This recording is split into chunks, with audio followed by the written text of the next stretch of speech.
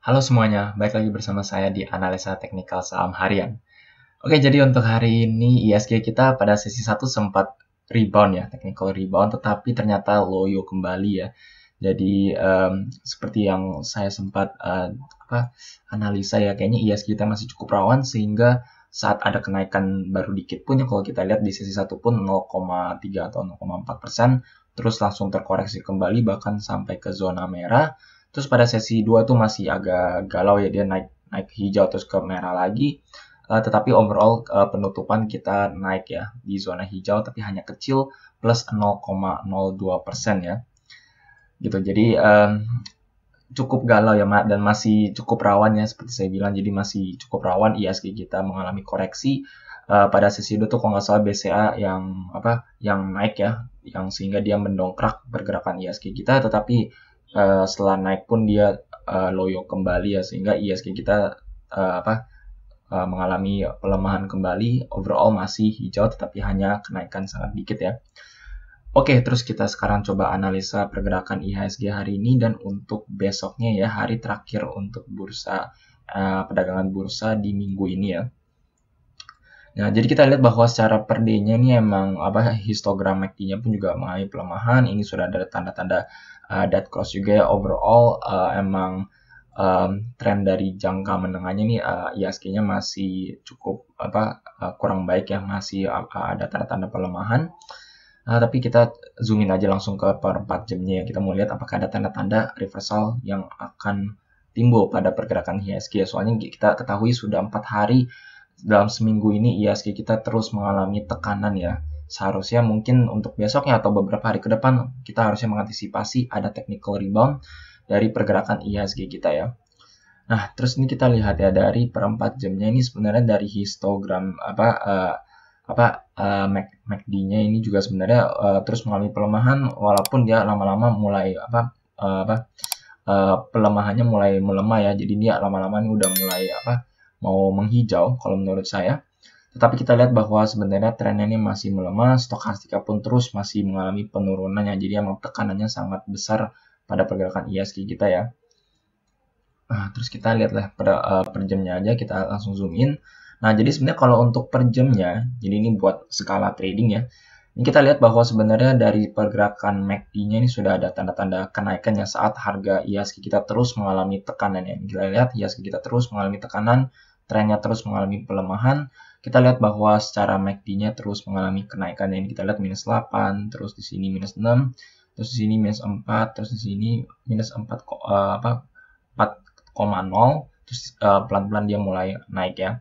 Ini secara stokastik juga sebenarnya ada kenaikan dikit ya. Kita kalau kalian lihat di sini sebenarnya dari di sini paling rendahnya di 7, terus di sini 8,9, terus ini 10 ya. Jadi emang udah ada tanda-tanda mulai kenaikan, walaupun sebenarnya ini tekanan dari pergerakannya tuh masih cukup tinggi ya. Soalnya kita lihat bahwa stokastika baru naik dikit, udah turun lagi nih, baru naik dikit lagi, turun lagi. Jadi udah 2 kali terus mengalami penurunan ya, baru naik dikit langsung turun. Saat ini emang stokastik dari IHSG kita di level oversold juga. Menurut saya kayaknya untuk kali ini kita bisa mulai nyicil kali ya, mulai masuk entry di beberapa emiten yang sesuai dengan pilihan emiten kalian untuk trading ya. Soalnya menurut saya kayak IHSG seharusnya ini menurut saya akan ada technical rebound ya. Dari MACD-nya udah ada tanda-tanda kenaikan saat IHSG-nya terus mengalami tekanan, stokastiknya pun juga terus mengalami kenaikan dari titik terendahnya ya. Dan ini di level sangat oversold, jadi mungkin menurut saya nggak terlalu salah untuk melakukan entry di beberapa emiten. Walaupun kalian tetap harus berwaspada soalnya masih cukup rawan ya. Kalau seperti yang saya bilang, mungkin target minor penurunan dari pergerakan IHSG itu adalah penurunan dia sebelumnya ya. Sebentar. Nah, kita ambil dari sini, kemungkinan besar mungkin bisa sampai turun di sini ya, di level yang di sini sekitar 5.950 ya. Jadi bisa diturun sampai sini sebelum dia mengalami technical rebound. Targetnya sih kalau menurut saya technical reboundnya target utama ya balik lagi ya ke level resistannya di 6.060 kembali ya. Oke, jadi untuk pergerakan IHSG ini menurut saya udah ada tanda-tanda optimis, dan karena sudah 4 hari koreksi, nggak terlalu salah kalau kita entry beberapa bagian jangan all in tetap, soalnya ini masih cukup rawan kepada beberapa emiten yang kalian sudah pantau ya. Oke, selanjutnya kita akan bahas SAPX ya. Ini ada yang sempat nanya di bagian comment section, saya nggak sempat, saya nggak sempat balas, tapi kita langsung bahas aja di bagian video ini ya. Oke, jadi SAPX ini sebenarnya kalau nggak salah ya, kalau dari pergerakan chartnya ini juga chartnya baru ya kita lihat. Jadi ini sahamnya belum lama, masih baru. Kita langsung analisa aja ya. Nah, jadi untuk SAPX ini sebenarnya juga ada tanda-tanda bullish divergence ya dari pergerakan SAPX ya. Ini kita lihat saat harganya terus mengalami penurunan lebih dalam hingga menyentuh level support selanjutnya di level titik terendahnya di sini. Kita lihat bahwa secara histogram dari MACD-nya pun dan juga garisnya sudah mengalami kenaikan ya. Kita lihat harganya dia turun lebih dalam, garisnya pun justru menanjak ya. Nah, nggak cuma dari MACD-nya, sebenarnya dari money flow index juga menanjak. Kita lihat sini terus menanjak di sini, turun di sini pun dia menanjak ya. Overall dia terus menanjak sehingga akhirnya dia naik menembus level resist dan saat ini pun masih bertahan di bagian level resist ini ya. Nah, sebenarnya untuk SAPX ini karena ini sahamnya baru juga ya, jadi plot untuk resistnya ini saya juga agak bingung ya. Soalnya ini kita titik tertingginya di sini. Apakah dia mungkin normalnya di sini ya seharusnya ya. Jadi menurut saya mungkin SAPX ini sekarang udah pas banget ya menurut saya di target ya kenaikannya, soalnya pas udah menyentuh level resist ya di sekitar sini. Kita lihat di SAPX ini sempat naik ya. Kalau kita lihat perdagangan hari ini dia sempat arah, tetapi pada sesi 2 dia turun lagi ya, Jadi menunjukkan ada tanda-tanda orang mulai menjual mungkin sesuai target ya, soalnya menyentuh di level resist di sekitar 1380-an ya. Nah, jadi kita baiknya pakai time frame per jam aja ya untuk saham-saham seperti ini untuk kita pantau. Nah, jadi untuk SAPX ini sebenarnya kalau kalian lihat ya, ini secara money flow sudah sangat overbought sekali. Terus dari per jam 1 jam ininya pun juga ada tanda-tanda pelemahan, dan money flow sebenarnya sudah ada tanda-tanda pelemahan juga ya. Kita lihat di sini sudah mulai melemah.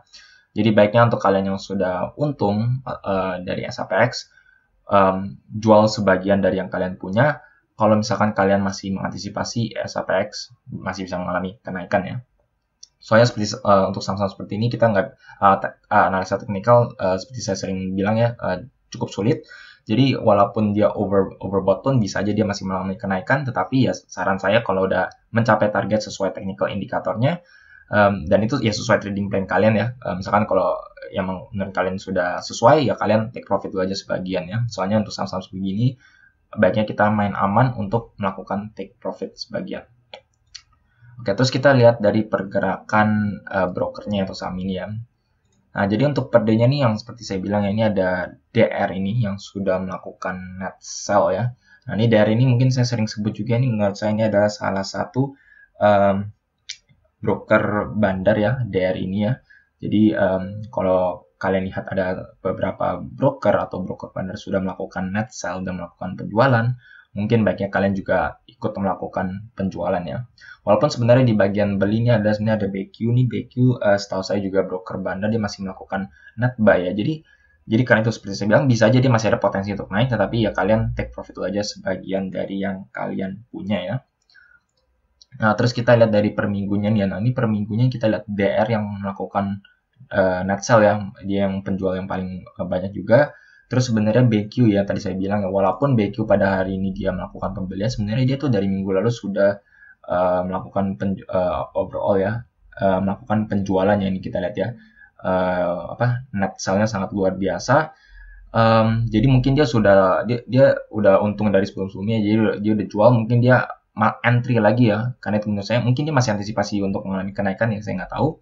Tapi ya baiknya kalian kalau udah untung, apalagi ini kalau kalian lihat secara indikatornya sudah di level overbought juga, ada tanda-tanda pelemahan dari MACD dan juga money flow index-nya, baiknya kalian take profit ya sebagiannya untuk SAPX.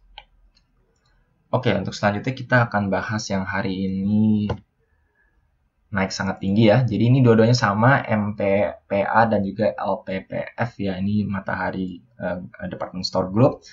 Kita akan bahas untuk salah satunya ya. Tapi overall sebenarnya pergerakannya cukup mirip ya. Ini kalau kalian lihat dari pergerakannya pun, nih kita lihat ya, dia sejak 2015 sebenarnya memang sudah mengalami penurunan. kita lihat sini juga emang sama ya, dia mengalami penurunan. Jadi emang overall secara pergerakan harganya ini mirip ya. Oke, terus kita sekarang analisa dari pergerakan harganya ya. Nah, jadi untuk MPPA yang pertama kali ya, ini kita lihat bahwa sebenarnya MPPA ini dia sempat konsolidasi ya, beristirahat di harga yang sama. Ini kita lihat panjang sekali ya, nggak terlalu bergerak, tetapi tiba-tiba dia mulai menanjak, menembus atas di EMA20-nya, dan saat dia mulai berkoreksi di pas EMA20 dia mantul lagi ya. Jadi ini sebenarnya sudah ada tanda-tanda dia mau melakukan bullish trend ya. Nah, terus kita lihat di sini ya, secara money flow Indonesia pun saat dia naik terus di level overbought, terus dia baru turun di sini. Lihat ya, baru turun, bahkan masih di atas ini dia udah naik lagi ya. Jadi ini sebenarnya udah ada tanda-tanda ini kayaknya daya belinya cukup kuat sehingga akhirnya mengalami kenaikan yang terus menerus ya. Dan saat ini kalau kalian lihat sebenarnya nih MPPA ini terus menembus level resisten beberapa kali ya. Dan saat ini pun masih kalau kalian lihat ya, ini secara volumenya juga masih di atas average volumenya dengan bullish candle yang cukup besar ya. Walaupun sebenarnya kalau kalian lihat ini sebenarnya dia naiknya udah dari lama yang kita lihat udah naik sangat tinggi, money flow index juga sangat tinggi.